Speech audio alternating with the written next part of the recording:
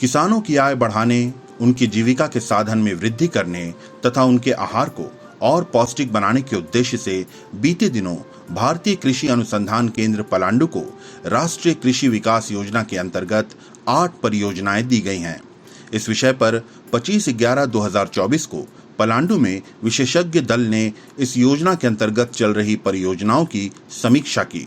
इस संदर्भ में पलांडु के प्रमुख वैज्ञानिक डॉक्टर वीरेंद्र कुमार यादव ने समन्वित कृषि की विशेषता बतलाते हुए उसे अपनाने पर बल दिया।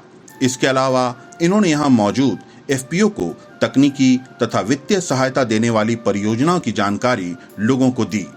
आईसीआर पलांडु को राष्ट्रीय कृषि विकास योजना के अंतर्गत 8 प्रोजेक्ट मिला है और ये प्रोजेक्ट झारखंड के किसानों के आय बढ़ाने, उनकी जीविका के साधन में बढ़ोतरी करने, उनकी आहार को और पौष्टिक बनाने, इन उद्देश्यों को लेकर के दिया गया है।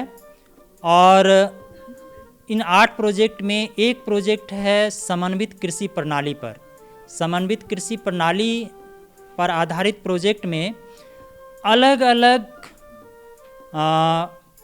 परिस्थिति में क्या समन्वित कृषि प्रणाली उपयुक्त होगा, उसका विकास होगा और वो किसानों को अपनाने पर जोर दिया जाएगा, जिससे कि उपयुक्त समन्वित कृषि प्रणाली अपनाकर किसान ज़्यादा आमदनी प्राप्त कर सके, ज़्यादा लाभान्वित हो सके।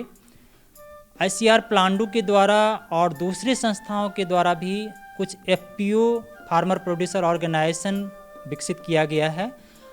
और जैसे कि आईसीआर पलांडु के द्वारा पहले विकसित तो किया गया था, लेकिन किसी वित्तीय सहायता के अभाव में, वित्तीय सहायता नहीं मिलने के कारण वो अभी बहुत अच्छे से आगे नहीं बढ़ पा रही है। तो उन फार्मर प्रोड्यूसर ऑर्गेनाइजेशन को इस राष्ट्रीय कृषि विकास योजना के अंतर्गत जो एक प्रोजेक्ट मिला है एफपीओ आधारित, समर्थन दिया जाएगा, उनको वित्तीय सहायता और तकनीकी सहायता दिया जाएगा, जिससे कि वो अपने कार्य को और अच्छे ढंग से कर सके, सामूहिक रूप से उनमें उस एफपीओ में खेती हो सके, मार्केटिंग हो सके और सदस्यों की आमदनी और जीविका में वृद्धि हो सके। इसी तरह से जैविक खेती पर भी एक प्रोजेक्ट मिला है, जो यहाँ पर आईसीआर पलांडु में ही एक मल्टी टायर सिस्टम विकसित किया गया है। उस मल्टी टायर सिस्टम में कुछ प्रयोग किया जाएगा जो जैविक रूप से जो मल्टी टायर सिस्टम है किसानों के लिए क्या उपयुक्त है, और उस मॉडल को किसानों के खेत में फिर लागू किया जाएगा, जिससे कि किसान उसको अपनाएंगे और एक ही किसान या एक ही खेत में बहुत सारे चीज़ उनको प्राप्त हो पाएगा, उनकी भी आमदनी बढ़ेगी। यहाँ मौजूद आईसीएआर पटना के निदेशक डॉक्टर अनूप दास ने भी बताया कि इन परियोजनाओं को कैसे विकसित किया जाए तथा कैसे किसानों की आय सुनिश्चित की जाए तथा उनमें बढ़ोतरी की जाए। इतना ही नहीं, इन्होंने कृषि तकनीक को भी किसानों तक कैसे पहुंचाना है उस पर चर्चा की।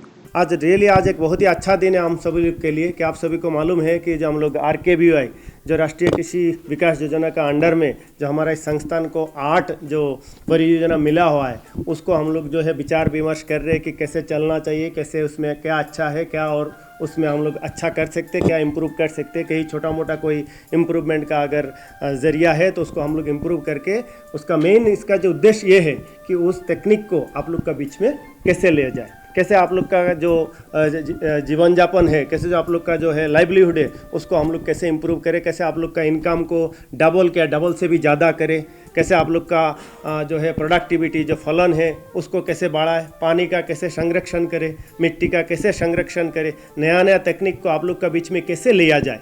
जैसे आप सभी को मालूम है, इस संस्थान विगत जो 4 दशक से भी ज़्यादा समय से ये केंद्र काम कर रहा है और ये केंद्र जो है आज तक 50 से ज़्यादा सब्जी का अलग अलग किस्में जो है विकसित कर चुके हैं और इस संस्थान ने 5 जो है फलों का किस्में जो है विकसित किए, उन्नत किस्में, वो सब खाली फल ही ज़्यादा नहीं देते, उत्पादन ही ज़्यादा नहीं होता, उसमें गुणवत्ता भी बहुत ज़्यादा होते।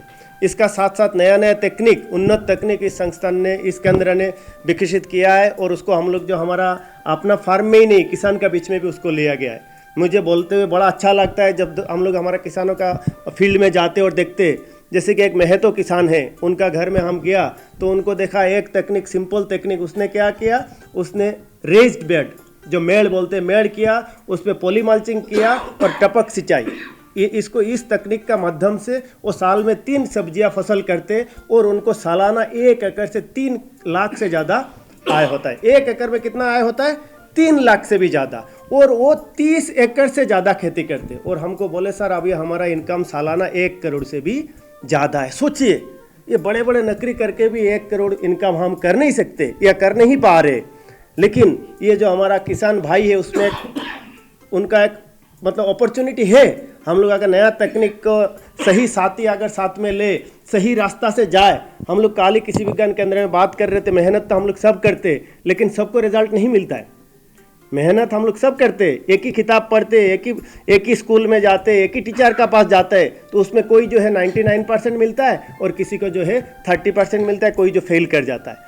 तो इसका मतलब क्या है? सबका अलग अलग क्षमता है, हम लोग जानते हैं, लेकिन इसका साथ साथ आपका इंटरेस्ट, आपको लगाव, कितना लगाव के साथ आप काम करना चाह रहे, कितना आपका दिल है इसमें। अगर हम सोच लिया कि अभी हमको पटना जाना है, तो चाहे गाड़ी से हो, चाहे प्लेन से हो, चाहे पैदल चल के हो, चाहे साइकिल से हो, कैसे ना कैसे हम तो पहुंच जाएंगे। लेकिन अगर पटना सुनते ही बोला नहीं मेरे को जाना नहीं है, बेकार है, समय लगेगा, अभी तो मेरा पास बहुत काम है, तो पहले आपको जाना कहाँ है वो हमको डिसाइड करना है कि हमको आय 2 गुना 3 गुना 4 गुना करना है। मैं जहाँ से आता हूँ, उत्तर पूर्व भारत से आता हूँ, हमारा उधर भी हमारा ट्राइबल किसान जो है, हम लोग उनका साथ काम किए, एक साथ मिल के काम किए। हमारा उधर एक खेती होता है, उसको हम लोग बोलते हैं जूम खेती, मतलब पहाड़ को क्या करते हैं, पहले जंगल को काटते हैं, फिर जलाते, फिर उसमें खेती करते। तो हमारा पास भी किसान लोग आते थे, किसी का 20,000, किसी का 30,000, किसी का ज़्यादा से ज़्यादा 50-60,000 जो सालाना इनकम होता था। लेकिन उन्नत तकनीक करके, समेकित कृषि प्रणाली करके, मशरूम चाष करके, मुर्गी का उन्नत तकनीक लगा के, मछली पालन करके, सब्जी फसल करके, अभी 6 लाख 7 लाख 8 लाख तक उनका इनकम है। आईसीआर पलांडू रांची के निदेशक डॉक्टर ए.के. सिंह ने भी बताया कि झारखंड के आदिवासी के आर्थिक विकास के लिए तथा उनकी जीविकोपार्जन के लिए आईसीआर की आधारशिला रखी गई। इसके लिए विभिन्न प्रकार की सब्जियों के विकास पर कार्य हुए। इस परियोजना के अंतर्गत इसे और विकसित करने के लिए और भी शोध किए जाने हैं। केंद्र की स्थापना इसीलिए हुई थी कि ये पहले हमारा आदिवासी बहुल क्षेत्र था, आदिवासी ट्राइबल सब प्लान में इस केंद्र की आधारशिला रखी गई थी कि इस क्षेत्र के जितने भी हमारे आदिवासी किसान भाई हैं, उनके जीविकोपार्जन के लिए, उनके आर्थिक उन्नति के लिए काम किया जाए, जिससे कि उनका जीवन स्तर आगे बढ़ सके। समय के साथ साथ बदलाव आया और इस केंद्र पे बड़े कुशल नेतृत्व रहा। हमारे जितने भी पूर्व प्रधान रहे, निदेशक रहे, बहुत ही कुशल नेतृत्व उनका रहा और अभी भी है। इस केंद्र से सर ने बताया कि सब्जियों पे हम लोगों ने बहुत पहले काम शुरू किया और काफ़ी एक लंबे दूरी तक हम लोग ले गए, जिसके की वजह से यहाँ पे किसान भाइयों के लिए हम लोग सब्जियों की उन्नतशील किस्मों का विकास किए। उसमें ख़ास तौर से जो हमारे सोलेनेसी परिवार की सब्जियां, जिसमें टमाटर, बैगन ये सब आता है, इनमें जीवाणु मुरझा रोग बहुत आता है, तो उससे लड़ने वाली किस्मों का विकास इस केंद्र से हुआ। और इस किस्मों का जो खेती झारखंड में ही नहीं हुई, लेकिन पूर्वी भारत से लेकर के जहाँ जहाँ भी जीवाणु मुरझा रोग आगे की समस्या थी, वहाँ सब तक हमारी किस्में गईं और काफ़ी आगे तक बढ़ी। इसी तरह से दलहनी सब्जियों में भी, हमारी मटर में और सब्जी सोयाबीन में हमारे साथी डॉक्टर पान ने एक किस्म विकसित की है। सब्जी सोयाबीन वसुंधरा के बारे में हमें लगता है बहुत सारे लोग जान भी रहे होंगे और खेत में लगाए भी होंगे। तो सब्जियों में ऐसा लतर वाली सब्जियों में भी, परवल में हम लोगों ने किस्में निकाली। मतलब कहने का मतलब जो भी किसान भाई सब्जियों की खेती से करना चाह रहे थे, वो काफ़ी अच्छे यहाँ से बीज ले गए, तकनीकी ज्ञान हम लोगों ने उनके दिए और उनका जीवन काफ़ी आगे बढ़ा। बात आती है कि एक परियोजना होती है कि उसमें कुछ पैसा आता है, उसमें आप लोगों के साथ मिल के कुछ फील्ड में लगाने के ज़्यादा पैसा उसमें खर्च होता है। लेकिन अभी ये जो राष्ट्रीय कृषि विकास परियोजना है, इसमें हम लोगों को जो पैसा मिला है उस पर हम अनुसंधान भी करेंगे क्योंकि खोजबीन तो कभी ख़त्म नहीं होती है। जैसे हम डेली भोजन करना पड़ता है आपको ना, सुबह दोपहर शाम, तो ये एक प्रक्रिया है खोजबीन की। तो इस केंद्र पे हम लोगों ने जो किस्में, जो तकनीक को विकसित किया है, उस पे और बड़े स्तर पे खोज करके कितना प्रसार आप लोगों तक पहुँचे कि आप लोग तक वो फ़ायदा उठा सकें, उसी विषय पे ये परियोजना आई है, जिसके लिए हम लोग आज यहाँ बैठे हुए हैं। इस परियोजना का रिजल्ट क्या आएगा, 2-3 साल में आपके पास कुछ नई चीज़ मिल जाएगी। इसी तरह से आईसीआर पटना के सदस्य डॉक्टर शुभेंदु कुमार ने बताया कि वे लोग इन परियोजनाओं को कृषकों तक आईसीआर पलांडू रांची तथा झारखंड में मौजूद कृषि विज्ञान केंद्र की मदद से पहुंचाने का कार्य करेंगे।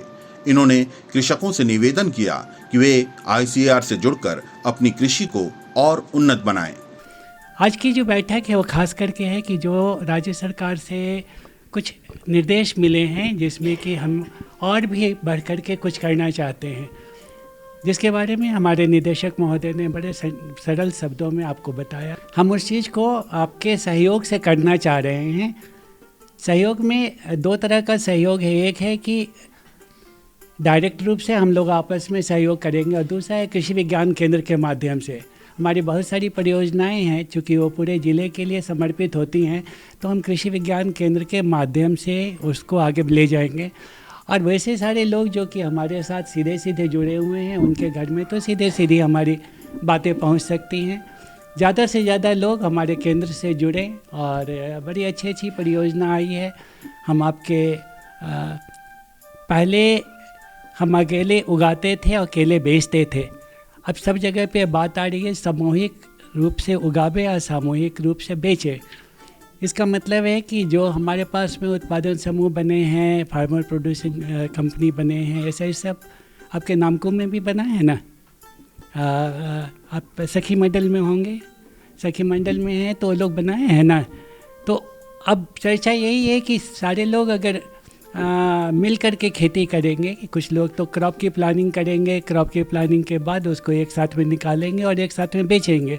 उस तरह की परियोजना में भी काम कर रहे हैं, और वहाँ पे पलांडू से उस तरह के बीज जो कि आपको क्रॉप प्लानिंग में फसल की योजना बनाने में जो मदद देता है। अगर आपके पास में कुआं में 200 दिन पानी है तो 200 दिन की प्लानिंग, 300 दिन पानी है तो 300 दिन की प्लानिंग, सालों भर है आपके पास बोरिंग है तो सालों भर की प्लानिंग, ऐसा करके और हम आगे बढ़ें। क्योंकि विषय है कि अभी 3 खेती से कम करने से तो लाभ नहीं है।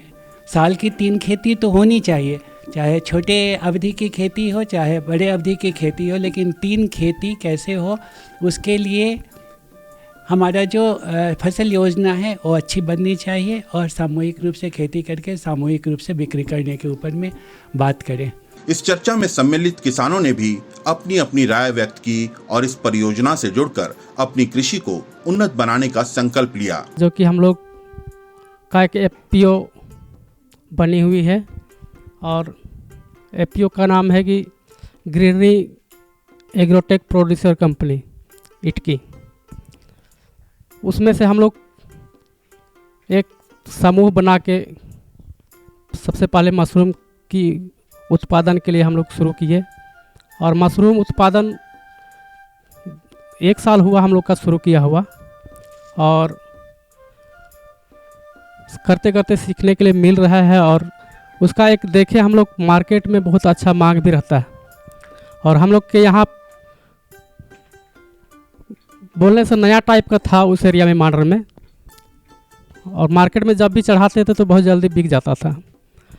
तो हमारा समूह जो बनी हुई है उसमें अभी और समेकित किसान की ओर हम लोग जो काम करना चाह रहे थे, उसमें गेंदा का फूल भी शामिल है, और खेती हम लोग करते हैं अन्य खेती भी, जैसे मटर, आलू, बीन्स, साथ साथ मवेशी पालन भी करते हैं। और समूह में कर रहे हैं, लेकिन व्यक्तिगत रूप से भी अपना अपना छोटा छोटा रूम में मशरूम का भी कर रहे हैं।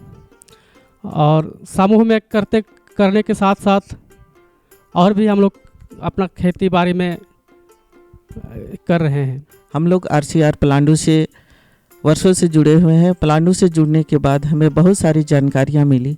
जानकारियाँ जितने भी किसान हैं यहाँ लोकल लेवल पे, जितने भी छोटे किसान, मध्य किसान हैं, उनको कृषि करने के लिए और अपना जीविका उपार्जन के लिए जितनी भी जानकारियाँ मिलता है, यही प्लांडू RCR से मिलता है। और किसान इसमें जुड़ के बहुत सारा टेक्निकल चीज़ को अपनाए और उसके साथ अपना जीविका को और जीविका के उत्पादन को दोगुनी किए और अभी तक करते आ रहे हैं। किंतु अभी जैसे फार्मर फर्स्ट में ये प्रोग्राम चल रहा था, जिसके कारण हम लोग के बहुत सारे किसान, छोटे किसान को बहुत सारे बीज, खाद, दवा आदि का जानकारी मिलता रहा, लेकिन शायद अब इसके बाद नहीं मिलेगा। ये हमें जानकारी मिला है, वित्तीय सहायता की कमी हो रही है। तो आज हम लोग किसान हमेशा बैठक के माध्यम से सारी जानकारी लेते थे, तो और अभी किसान को ये दिक्कत भविष्य में ना हो।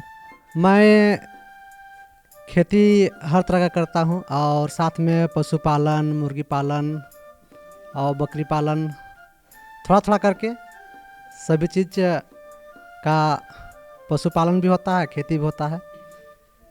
तो खेती में जैसे कि धान की खेती करते हैं, फिर दाल में अरहर लगाते हैं, राहड़ जिसको बोलते हैं, फिर मटर, सोयाबीन और बीन्स, फिर जो सेम है, फिर जो हम लोग का देसी जो बीन्स है, पहले ज़माने से जो हम लोग का जो किसान लगाते थे देहाती बीज, जो लतर वाली, जो अभी लुप्त हो चुकी है, जिसको हम बचा के रखे हैं अभी।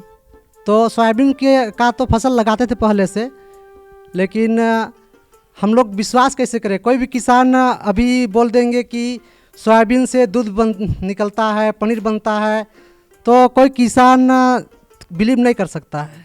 मैं यहाँ प्लांडू ICR से पिछले 1 साल से जुड़ा हुआ हूँ और जब भी कोई यहाँ नई परियोजना आती है या किसी तरीके की नई ट्रेनिंग आती है तो सर और यहाँ का जो स्टाफ है वो हमें यहाँ बुलाते हैं और हर चीज़ों के बारे में समय अनुसार ट्रेनिंग देते रहते हैं। और आज भी एक नई परियोजना शुरू की जा रही है, तो उसमें जुड़ने के अंतर्गत हम लोगों को यहाँ बुलाया गया है और उस परियोजना में जुड़कर हमें आगे लाभान्वित करने का प्रयास कर रहे हैं वो लोग। पहले जो परियोजनाएं चली हैं उससे हम लोगों को काफ़ी कुछ फ़ायदा हुआ है, जैसे कि समय अनुसार धान के बीज या दलहन फसलों के बीजों का यहाँ से दिया गया, साथ में उनका ट्रेनिंग भी दिया गया हमें, और साथ ही ऐसे बीज हमें लाके दूसरी जगहों से दिए गए जो कि हमारी पारंपरिक खेती से थोड़ा सा अलग है या पारंपरिक बीजों से थोड़े से अलग हैं, जिन्हें हम यहाँ नहीं लगाते थे या हमें मिलते ही नहीं थे वो बीज। धान के जो बीज हमें इस बार दिए गए वो धान के बीज इस तरह के थे कि जो कम पानी में भी अच्छी पैदावार करते, लेकिन इस बार वर्षा होने के बावजूद भी वो काफ़ी अच्छी पैदावार दिए हैं। साथ में अरहर के बीज, मटर के बीज, फ्रेसबिन के बीज, ये सारी चीज़ें हमें यहाँ समय अनुसार प्रदान किए गए हैं, साथ में उनकी ट्रेनिंग भी दी गई है। जब जब ट्रेनिंग के लिए बुलाते हैं, यहाँ नहीं भी बुलाते हैं, लेकिन मैं पूछने आती हूँ कि यहाँ से क्या लाभ मिलेगा, क्या हमको फ्री में वीज़ा मिलेगा बोल के। करीब हम 25 साल से हम यहाँ से वीज़ा ले जाते हैं और उसको हम अपना खेत में लगाते हैं और यहाँ हम लोग उससे फ़ायदा लेते हैं। यहाँ केवल हम लोग बीज लेते हैं और सर यहाँ हम लोग को बीज फ्री में दे देते हैं। कभी कभी बेड जैसे हम लोग बिजड़ा तैयार करते थे तो गाछी करने के लिए प्लास्टिक भी ढकने के लिए देते थे। उसके बाद में यहाँ हम लोग गाय पालते हैं तो गाय के लिए मिनरल मिक्सचर वो देते हैं। दूध का बढ़ावा कैसा होगा उसका भी हम लोग को यहीं से लाभ मिलता है। उसके बाद में वो केचुआ खाद के लिए भी हम लोग कैसा करेंगे, कैसा डालेंगे, उसका भी हम लोग के लिए यहाँ से ट्रेनिंग मिलता है। और यहाँ से अभी सभी किसानों के लिए गांव में, पूरे गांव के गांव धान का बिजड़ा ले जाता है। और इतना अच्छा बिजड़ा कहाँ से मंगाते हैं सर, हम लोग को तो पता नहीं चलता है। लेकिन धान का बैल एक बित्ता से भी बड़ा बड़ा होता है और धान बहुत अच्छा होता है, लाभ भी होता है उससे। मतलब 8-10 साल पहले यहाँ ICR से जुड़ करके प्रशिक्षण लिया। सबसे पहले मैंने सब्जी उत्पादन का ट्रेनिंग लिया था और अपना सब्जी उत्पादन कर रहे थे। उसके बाद 2 साल पहले मशरूम का ट्रेनिंग लिए। उसके बाद मशरूम भी उत्पादन किए। उसके बाद अभी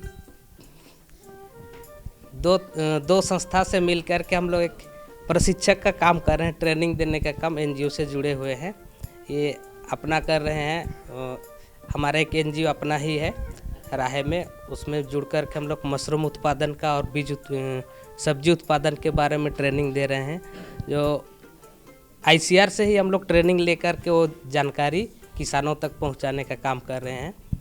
2 साल पहले 50 किसानों को सब्जी बीज मिला था, बैगन, टमाटर, लाल साग और बोदी का, बरबट्टी का। वो किसानों को हमारे तमाड़ क्षेत्र में दिए थे। और उसके बाद दूसरा साल हमने चना दिया, 3 क्विंटल लगभग चना ले गए थे। वो ICR से ही किसानों को दिए थे। उसके बाद इन साल 50 किसानों को सब्जी का बीज दिए हैं। इसमें टमाटर, मिर्चा, शिमला मिर्चा और लाल साग है और बैगन है, जो ICR का ही वैरायटी है। वो हमारे किसान टमाटर लगाए हैं और अभी फ्लावरिंग की स्थिति में है, फूल आ चुकी है। और उसके बीच में हम लोग को यहाँ से स्प्रेयर मशीन इलेक्ट्रिक वाला मिला है 4 किसानों को, तो ग्रुप में हम उसको दे दिए हैं। 4 किसानों को स्प्रे मशीन भी यहाँ से हम लोग को ICR से मिला था। यहाँ से पहले तो खेती करता हूँ मैं, छोटा बड़ा। पहले हम खेती करते थे हम लोग सिंपल साधारण, कोई टेक्निक से नहीं। फिर भी यहाँ जब से प्लांटों में जुड़े हुए हैं तब से लेकर आज तक उसमें जो वृद्धि हुई है, जो हम लोग को जानकारी मिलती है कोई भी खेतीबाड़ी करने का, और इधर मछली पालन कुछ भी, जैसे बैल, बकरी, मुर्गी पालन, बत्तख पालन, सबका वो सब जानकारी दिए ये लोग ने।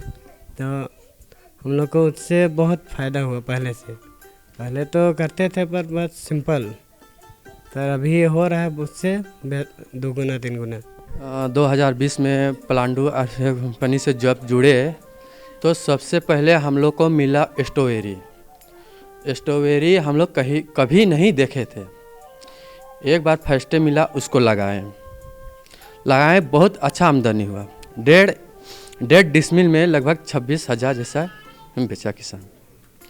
उसके अलावा बिहार से एक आदमी आया उसको देखने के लिए, बिहार से आया। हम लोग पीयूष सर जो है सबसे स्ट्रॉबेरी दिए। उसके बाद सजंटा का बीन दिए। हमको नहीं लगता है कि कुछ कंपनी बाहर मार्केट में लेने के वैसा बीन फलेगा। लाइट में भी है, लंबा में भी है, सुंदरता भी है। मार्केट में लेने के साथ में जैसे और बीन को 40 ले रहे हैं तो उसको 5 रुपया 6 रुपया के आमदनी से अधिक मुनाफा मिल रहा था। और उसके बाद में हम लोग सिटकॉन नहीं जान रहे थे। सिटकॉन क्या होता है उसको भी नहीं जान रहे थे, उसका बिक्री कैसा होता है उसको भी नहीं जान रहे थे। एक फिर पलांडू से मिल गया सिटकॉन और बेबीकॉन मिला। हम लोग को मिला, पहले सिटकॉन लगाएं, बैल बहुत अच्छा दिया, मोटा था, सुंदरता में भी बहुत अच्छा। जब मार्केट में ले गए तो मार्केट में उसका आमदनी अधिक हो गया हम लोग का। सबसे पहले तो मैं कहना चाहती हूँ, पहले मैं यहाँ प्लांटों से नहीं जानकारी नहीं थी तो खेती बाड़ी करती थी। मटर हुआ, सरसों हुआ, गेहूँ हुआ, धान हुआ और मक्का हुआ और भी कई तरह का मड़ुआ हुआ, ये सब खेती करती थी। लेकिन यहाँ प्लांटू से ट्रेनिंग ली और मशरूम का ट्रेनिंग ली और कई बार ट्रेनिंग आई हूँ। एक बार शरीफा का ट्रेनिंग में आई थी, 5 दिन का था। और फिलहाल अभी मशरूम का ट्रेनिंग किए थे, उसको मैं लगा रही हूँ, समूह में भी लगाती हूँ। उसके बाद अलग से घर में भी लगा रही हूँ, तो घर से भी हमको बहुत फायदा हो रहा है और समूह से भी फायदा हो रहा है। योजनाएं किसानों के लिए वरदान होती हैं। राष्ट्रीय कृषि विकास योजना के अंतर्गत मिली 8 परियोजनाएं किसानों के लिए एक सौगात है। ये न सिर्फ उनकी कृषि को उन्नत बनाने में सहायक होगी, बल्कि उनकी आमदनी दुगनी करने में भी उनकी मदद करेगी। तो आप किसान भाइयों, आपने देखा ना कि हमारी सरकार ने आपके लिए इतनी अच्छी परियोजना लेके आई है जिसका नाम है RKVY परियोजना। और इसके लिए एक बहुत बढ़िया सेमिनार अरेंज किया गया था और हमारे काफ़ी वैज्ञानिकों ने काफ़ी अच्छी जानकारी दी है। और मैं आशा करती हूँ कि इस सारी जानकारियों का आप लाभ उठाएंगे और इस परिसर से जुड़ के आप अपने फसल को अच्छे से अच्छे उत्पादन दे पाएंगे और ज़्यादा से ज़्यादा लाभ कमा पाएंगे। इसके साथ मैं लेती हूँ इजाज़त। नमस्कार।